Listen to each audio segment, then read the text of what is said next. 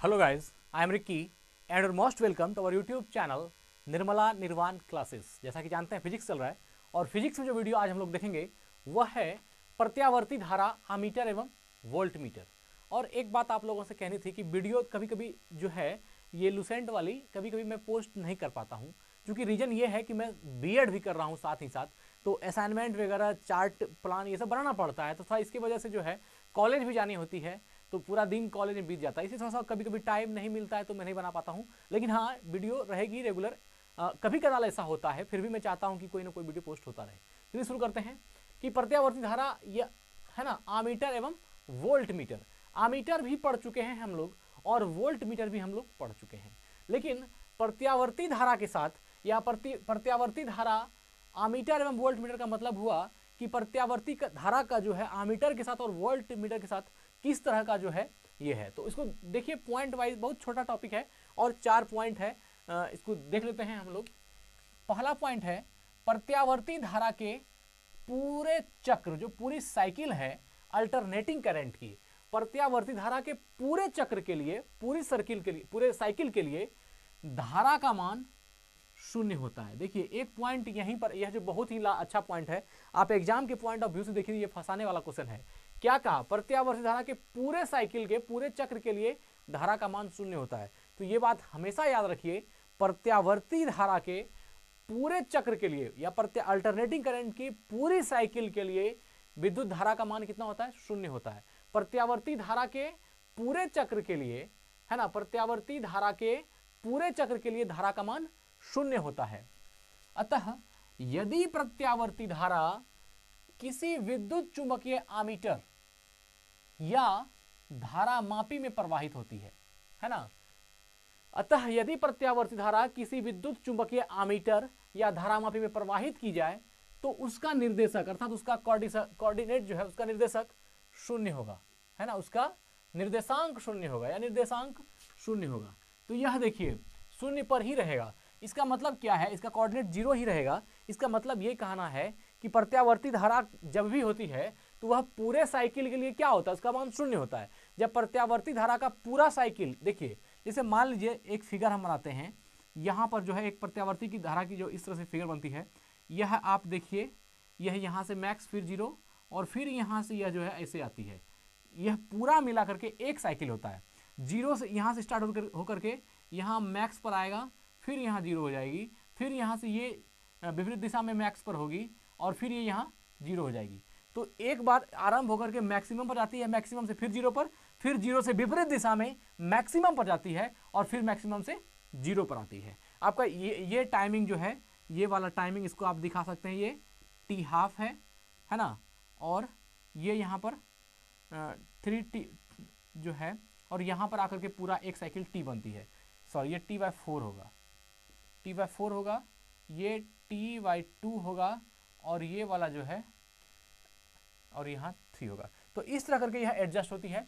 तो इसमें देखिए अब जो पूरे साइकिल में धारा का मान शून्य हो गया, तो प्रत्यावर्ती धारा किसी विद्युत चुंबकीय आमीटर या धारामापी में प्रवाहित की जाए तो उसका निर्देशांक शून्य पर ही रहेगा। अब उसको अगर विद्युत धारा को हम विद्युत चुंबकीय आमीटर में या धारामापी में प्रवाहित कर दें, विद्युत चुंबकीय आमीटर में या धारामापी में भी प्रवाहित कर दें, तो उसका निर्देशांक क्या होगा? शून्य पर ही होगा। ऐसा इसलिए हो रहा है क्योंकि प्रत्यावर्ती धारा पूरे साइकिल के लिए धारा का मान उसमें क्या होती है? शून्य होती है। इसलिए किसी विद्युत चुंबकीय आमीटर में या धारामापी में जो धारा प्रवाहित की जाती है उसका निर्देशांक भी हमेशा क्या होगा? शून्य पर ही रहेगा। उसका निर्देशांक भी हमेशा शून्य पर ही रहेगा। यह बात तो साफ समझ में आ गई कि इसके पूरे विद्युत धारा की पूरे साइकिल में, है ना, धारा का मान जो है शून्य होता है। इसलिए प्रत्यावर्ती धारा किसी विद्युत चुंबकीय आमीटर में या धारामापी में प्रवाहित की जाए तो उसका निर्देशांक शून्य पर ही रहेगा। एक पॉइंट हो गया। दूसरा देखिए, किसी कारण प्रत्यावर्ती धारा एवं विभवांतर को, किसी कारण अल्टरनेटिंग करंट एवं पोटेंशियल डिफरेंस को, विभवांतर को मापने के लिए तप्त तार, आमीटर एवं वोल्ट मीटर का प्रयोग किया जाता है। अब कह रहा है इसी कारण से, किस कारण से? वह इस कारण से होता है कि विद्युत चुंबकीय आमीटर में या धारामापी में प्रवाहित की जाने वाली धारा जो है उसका निर्देशांक हमेशा शून्य पर रहेगा। अब जब निर्देशांक शून्य पर रहेगा तो उसको मापना, उसको रीड करना आसान हो जाएगा। इसलिए जो है इसी कारण से प्रत्यावर्ती धारा एवं विभवांतर को मापने के लिए तप्त तार, आमीटर एवं वोल्टमीटर का प्रयोग किया जाता है। यह सेंटेंस समझ में आया कि नहीं कि विद्युत धारा को मापने के लिए हम लोग जो है मापने के लिए तप्त तार, आमीटर एवं वोल्टमीटर का प्रयोग क्यों करते हैं?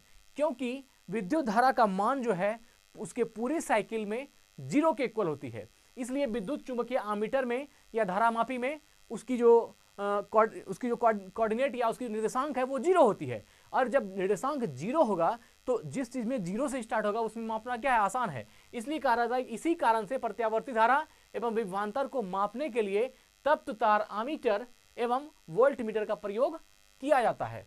अगला पॉइंट देखिए, प्रत्यावर्ती धारा आमीटर के पाठ्यांक से सीधे धारा का वर्ग माध्य मूल मान, आरएमएस जिसको बोलते हैं, वर्ग माध्य मूल मान वैल्यू प्राप्त होता है।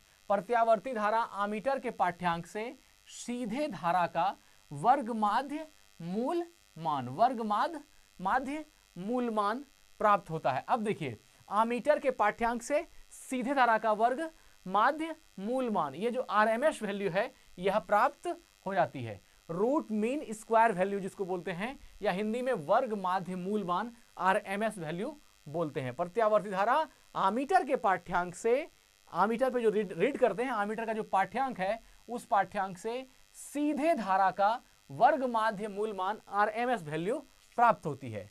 और लास्ट पॉइंट कहता है इसी प्रकार प्रत्यावर्ती वोल्टमीटर के पाठ्यांक से सीधे वोल्टेज का वर्ग माध्य मूल मान प्राप्त होता है।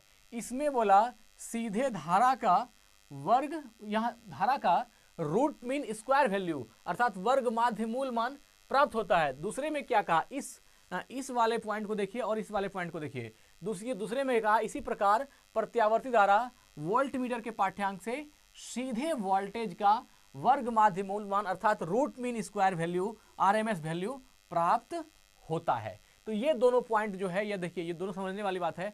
सीधा देखिए, चाहे आमीटर की बात कर ले या फिर वोल्ट मीटर की बात कर ले, किसके सापेक्ष, प्रत्यावर्ती धारा के सापेक्ष। तो क्या कहा कि प्रत्यावर्ती धारा आमीटर के पाठ्यांक से सीधे धारा का वर्ग माध्य मूल मान प्राप्त होता है। और वोल्ट मीटर के बारे में क्या कहा, इसी प्रकार प्रत्यावर्ती वोल्ट मीटर के पाठ्यांक से सीधे वोल्टेज का वर्ग माध्य मूल मान या RMS root mean square value प्राप्त होता है।